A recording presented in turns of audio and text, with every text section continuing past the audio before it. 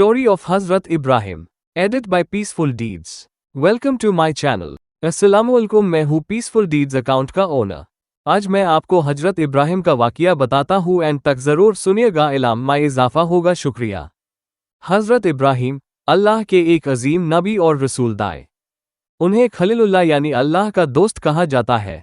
उनकी ज़िंदगी ईमान, तौहीद और कुर्बानी का रोशन मिसाल है।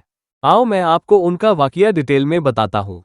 हजरत इब्राहिम की पैदाइश इराक के शहर बैबल में हुई।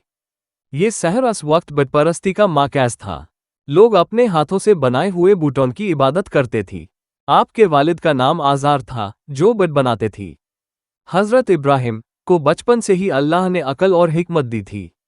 आपने जल्दी समझ लिया कि ये बट कुछ नहीं कर सकते। बटपरस्ती के खिलाफ जिदोजहद शुरू किया। जब आप जवान हुए तो अपनी कौम को समझने लगे कि बटपरस्ती गुमराही है। आपने उनसे पूछा, ये क्या है जिनकी तुम इबादत करते हो?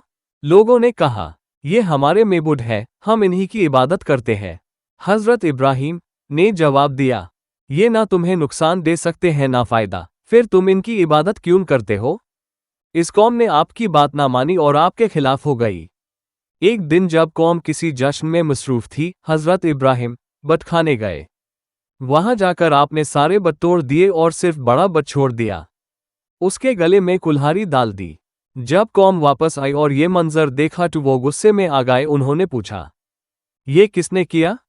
आपने कहा, बड़े बट ने किया होगा, उसी से पूछ लो अगर ये बोल सकता है।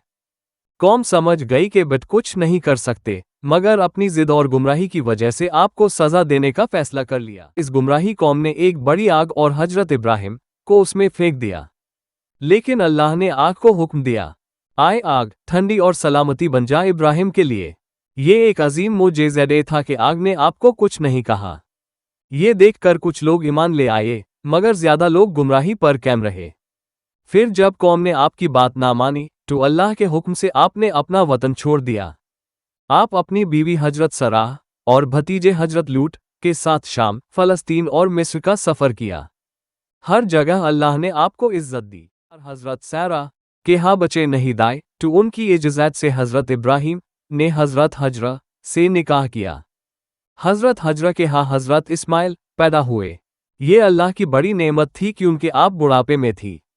अल्लाह के हुक्म से हजरत इब्राहिम ने अपनी बीवी हजरत हाजरा और बेटा हजरत इस्माइल को मक्का की वादी में छोड़ दिया। जब खाना और पानी खत्म हो गया तो हजरत हाजरा पानी की तलाश में सफ़ा और मरवा के दरमियान दौड़ने लगी। तब अल्लाह के हुक्म से हजरत इस्माइल के कदमों के नीचे से ज़मज़म का चश्मा निकल आया। सुभान अल्लाह। फिर अल्लाह ने हजरत इब्राहिम को एक अजीम इम्तिहान में डाला। आपको ख्वाब में हुक्म मिला कि अपने बेटे हजरत इस्माइल को अल्लाह की राह में कुर्बान कर दें।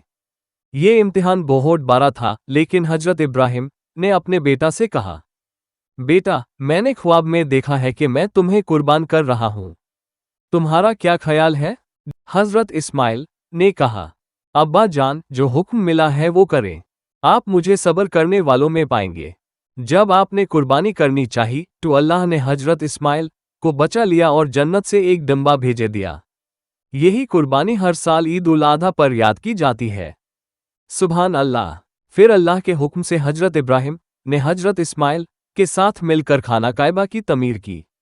तमीर के दौरान आपने ये दुआ की, आए हमारे रब, हमसे ये काबूल फरमा, बेशक तू सुनने वाला और जाने वाला है। फिर हजरत इब्राहिम ने अपनी जिंदगी अल्लाह की इबादत और उसके दीन की तबलीग में गुजारी।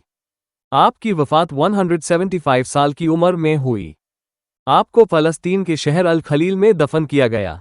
कुरान पाक में हजरत इब्राहिम का जिक्र कई जगह आया है। अल्लाह ने आपको इमाम अन्नास यानी लोगों का रहनुमा कहा। आपकी दुआ, सब्र और कुर्बानी ईमान वालों के लिए क़यामत तक मशाल राह है। आप सबको ये वाक़िया पसंद आया हो तो लाइक, सब्सक्राइब, शेयर कीजिए और बहुत सारे और वाक़ियत जानिए। जज़ाक अल्लाह खैर।